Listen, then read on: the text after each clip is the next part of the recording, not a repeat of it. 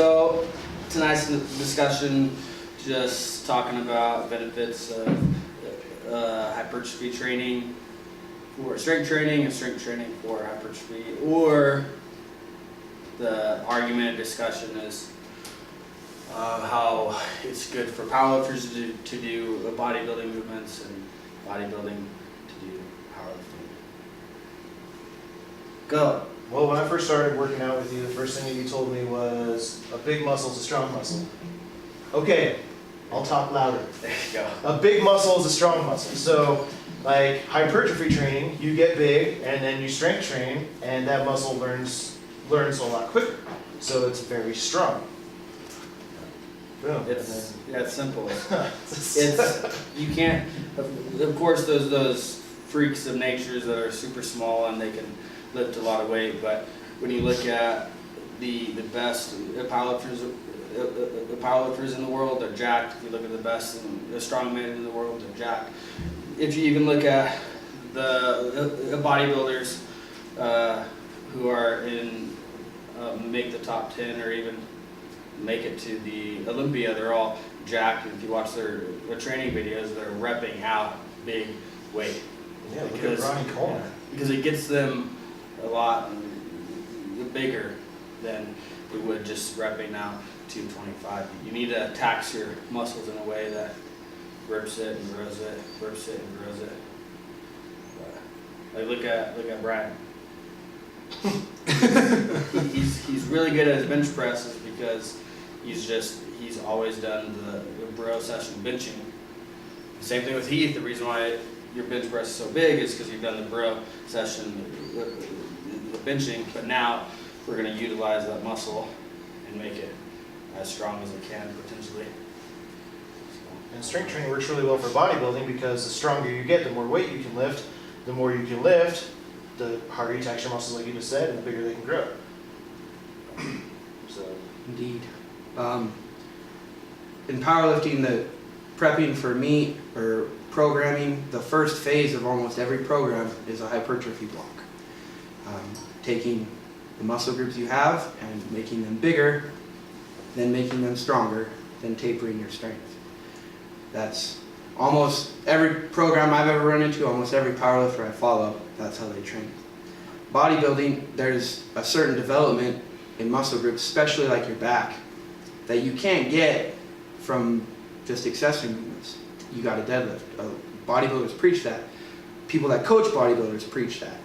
There's no substitute for it. You can do all the rows in the world, and you will not have the same density in your back you'll get from deadlifting. Doesn't mean you got to do 1 rep maxes like powerlifters, but heavy weight brings with it a special kind of development to your muscles. If you want to be the best at bodybuilding, you're going to have to tap into that. If you want to be the strongest powerlifter, you're going to have to tap into the movements that make your muscles grow. It's that simple. And another point is a lot of the powerlifters will do bodybuilding as an off season because it keeps their muscle big and strong, and then it just gives their joints and their ligaments and their tendons a break. But you're actually maximizing your training because when you go back to strength training and the powerlifting, you have a bigger, a stronger muscle that has more potential for a higher output for power, strength, everything. I think a big misconception when it comes to bodybuilding is like you have to do a bunch of isolation. Like a lot of guys misunderstand when they're trying to get big. Like they're starting out, oh, I'm going to go do some curls, I'm going to go do some tricep extensions. But like you need to do the basics. You need to do things that tax your CNS. You need to do things that use a lot of muscles, and then you can do your isolation after that because the more muscles you use, the bigger they get. And I think one question is, can you strength train and bodybuild at the same time?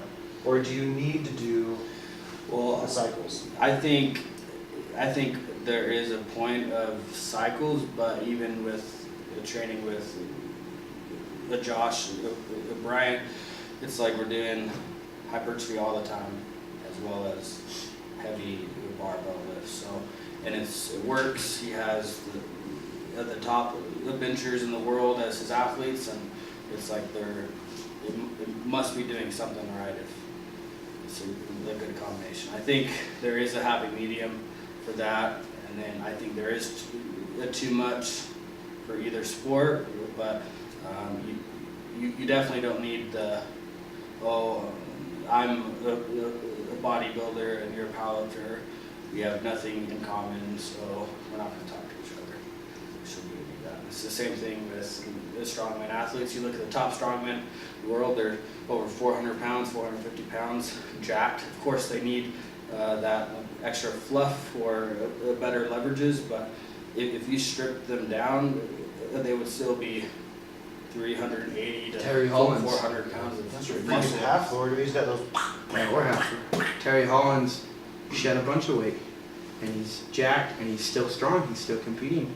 He's gonna go to World's Strongest Man at like 90 pounds lighter than he was the year before. Yeah, because it's not fat that moves the weight; it's the muscle that moves the weight. The fat just helps with the leverages, right? Zadrunas on Instagram, dude, he shed like a ton of body fat. That dude is just, that dude's gigantic. He's old and still. Yeah, he's 41 or 42 and just beast mode it out. Holy crap, dude. Yeah, and he works in that. I mean, he's always doing heavy with high reps. Watch that dude just lift and it's out of control. Yeah. For reps. Yeah, it actually ended up hurting his back, and so he just lost weight, but he was still jacked. But as he's coming back into strongman, he's putting the size back on, and he's a lot healthier. He's having less issues with his back, his joints. Everything just feels almost a brand new again, and that's why it's good to it's good to do bodybuilding, even if you're not planning on stepping on the stage, flexing a bikini. Do you think as age, it helps? Yeah, so they say as you get older, you start losing your muscle, and when you start losing your muscle, that means you're dying. So that's why it's good for older people to be doing a lot of hypertrophy work, because it keeps the muscle on as long as it can. Because once it starts to go, you're dying. That's why you look at all old people who are dead, or the ones that end up passing away in the 60s. They're just fragile sticks, and it's just there's no muscle, and it's just because at that age, or their age, when they grew up, they didn't have the knowledge that we have, that it's actually beneficial to lift weights. Yeah. So. And I think hypertrophy work will help a lot with powerlifting and strength training, because like it's really hard on your joints lifting that much weight, and doing some bodybuilding, some good pump work will get that blood flowing and help with the recovery too. So that's all I'm gonna say. Anything else? Done.